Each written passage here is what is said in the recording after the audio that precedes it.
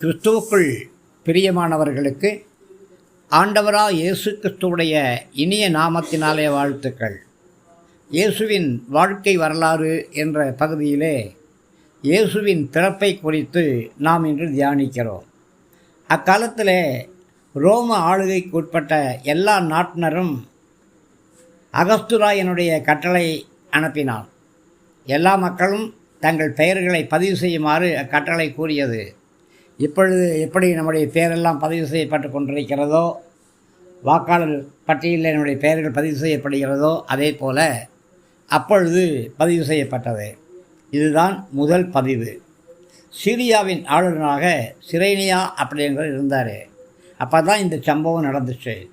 எல்லா மக்களும் தங்களை பதிவு செய்து கொள்வதற்காக தங்கள் சொந்த நகரங்களுக்கும் கிராமங்களுக்கும் பயணம் மேற்கொண்டார்கள். கல்லேயில் உள்ள நகரமாகிய நாசரேத்தை விட்டு யோசேப்பு புறப்பட்டார்.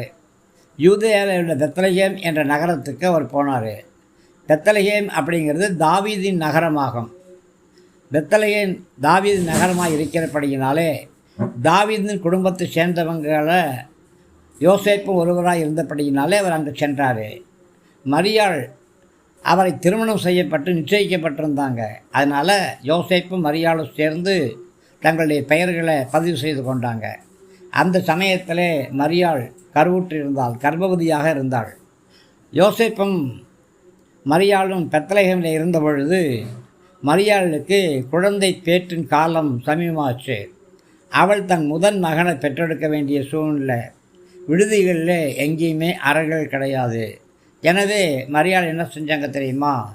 ஒரு துணியில் அந்த குழந்தைய சுற்றி ஆடு மாடுகள் சாப்பிடக்கூடிய இடத்துல அந்த குழந்தைய வச்சாங்க. ஏன்னா உலகத்திலே ரொம்ப கீழ்மட்டத்தில் இருக்கிற பிள்ளைகளும் அந்த குழந்தைய பார்க்கணும், இயேசுவை பார்க்கணும்.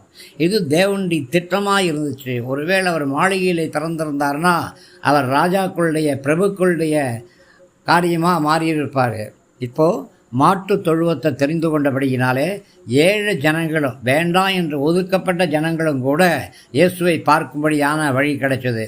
எனக்கு பிரியமானவர்களே, ஒருவேளை உங்களை யாரும் வேண்டான்னு ஒதுக்கியிருக்கிறாங்களா, நீ ஆகாதுன்னு சொல்கிறாங்களா, அவங்க நடுவில் உன் தலையை உயர்த்தும்படி, உன் வாழ்க்கையை ஆசீர்வதிக்கும்படி இயேசு இன்றைக்கு உன் வீட்டிலே உன் உள்ளத்திலே பிறந்திருக்கிறாரு.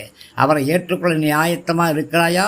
நீ இப்பொழுதே கண்களை மூடி, இயேசுவே என் இதயத்திலே வாரும், என் வாழ்க்கையிலே வாரும் அப்படின்னு ஒரு சின்ன ஜெபத்தை செய்யும் பொழுது உன் குட்டி இதயத்திலும் உன் வாழ்க்கையிலும் இயேசு வந்து உன் ஆசீர்வதிப்பார். ஆமேன்.